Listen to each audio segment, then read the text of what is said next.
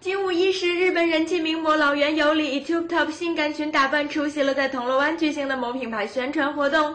活动仅维持了15分钟便结束，大会因为老袁时间紧迫，故没有安排給媒體訪問。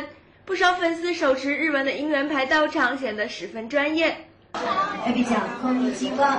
今日も綺麗ですね。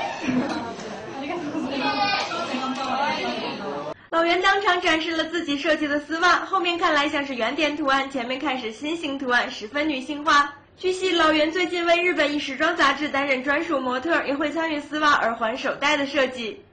我最近呢就係日本一間嘅時裝雜誌Annie Pan 嘅一本專屬嘅模特員啦。